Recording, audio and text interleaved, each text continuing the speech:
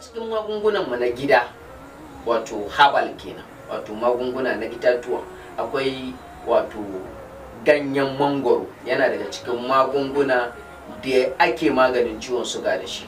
An samu bincike a India da China da wasu kasashe sun tabbatar da cewa ganyen mangoro yana taimakawa sosai wajen daidaita suga a jikin dan adam. Mina shaitanir rajim. Bismillahir rahmanir rahim. Wa bihi nasta'in wa huwa khairun nasirun wa mu'in.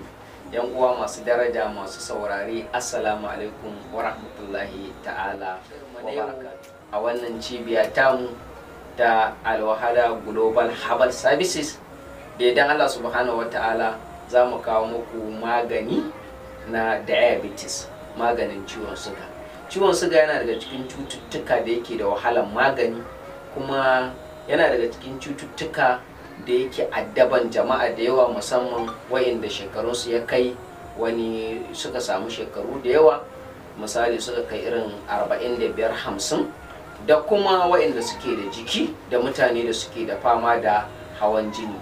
Kuma za ga da yawa idan wato ita wannan cuta ta diabetes, wato ciwon suga kenan, ta kama su, to sai ka ga an shiga cikin wani yanayi, musamman ga talakawa wayanda ba su da kuɗi na zuwa asibiti, ko kuma ba su da hali sosai na kiyaye dokoki da likitoci ke bayarwa dangane da yadda za ka wato yi controlling, yadda za ka daidaita suga a jikinka ba tare da wannan ciwon sugan ya cutar da kai har ya kai ga ya hana ka komai ba.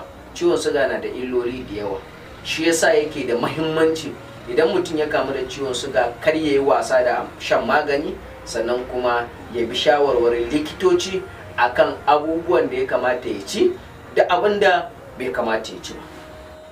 A cikin magungunanmu na gida, wato herbal kenan, wato magunguna na itatuwa, akwai wato ganyen mangoro. Yana daga cikin magunguna da ake maganin ciwon suga da shi. An samu bincike a India da China da wasu kasashe sun tabbatar da cewa ganyen mangoro yana taimakawa sosai wajen daidaita suga a jikin dan adam, sannan kuma duk wani wato sinadari mara amfani a jikin dan adam, idan mutum na shan ganyen mangoro yana kawar da wa'annan abubuwa marasu amfani da ke jikin mutum. Fama da ciwon suga, abin da ya kamata su yi shine su nemi ganyen mangoro mai kyau. Bayan sun nemo ganyen mangoron nan mai kyau, sai a zo a wanke shi sosai. Bayan an wanke ganyen mangoron sai a ajiye a gefe, sai a nemi ruwa, sai a sanya shi a cikin wuta, a dan tafasa shi akalla dai na minti 5. Bayan an tafasa wannan ruwan ba tare da an riga an sanya ganyen mangoron ba, sai a ɗauko kuma ganyen mangoron, bayan ruwan ya tafasa sai a sa. Bayan an sa shi, shi ma zai kama akalla minti 5 ko fiye da haka, sai a sauke, sai a ajiye shi a wani kwano ko mazubi mai marfi har ya huce. Washe gari da safe, amma za a rufe mazubin.